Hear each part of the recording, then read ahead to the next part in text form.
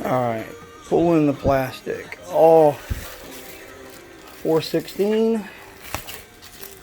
Wow, look at that. Wow. Unveiling of the Texas Speed and Performance. Built specifically for yours truly. Let's take a look at that. Get some nice close-ups in there. CP Carrillo pistons. Man, those Dalton sleeves are beautiful. If you look at those sleeves, look at the thickness of those sleeves. Just insane. Time to start transferring all our parts over. And let's spin this motor.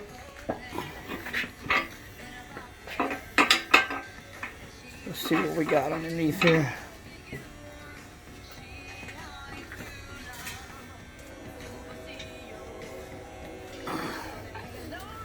There you go.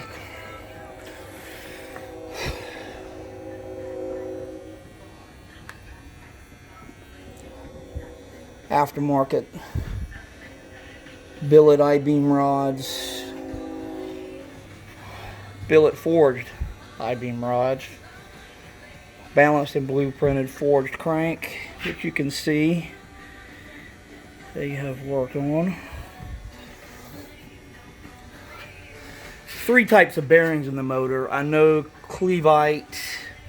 I forgot the other 2 types of bearings, but there are 2 other types of bearings. But the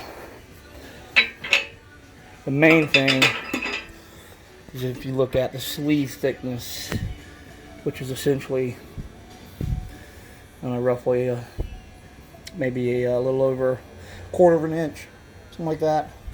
And if you come over here and look at the factory block, look at the thickness of the sleeve. So there is technically no sleeve. It is basically 1/8 of an inch, if that. And you can see, I mean, it is very, very, very thin. So boosted applications. One of the first things to go is head gaskets and that seal around the sleeves. So now with ARP head studs and the M8 studs on the side, there's one M8 Allen or hex stud on the side. That'll help crank down the heads on this new motor and prevent any issues. And every bolt in this short block, if you see, are all ARP fasteners. So using the ARP fasteners for rod bolts.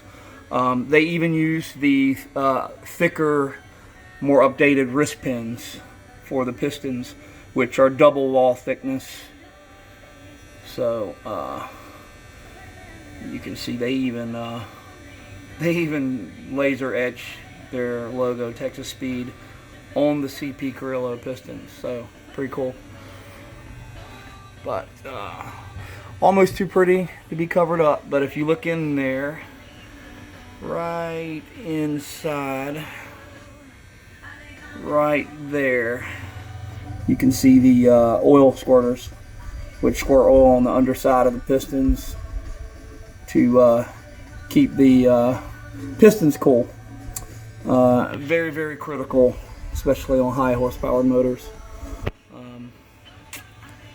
Right.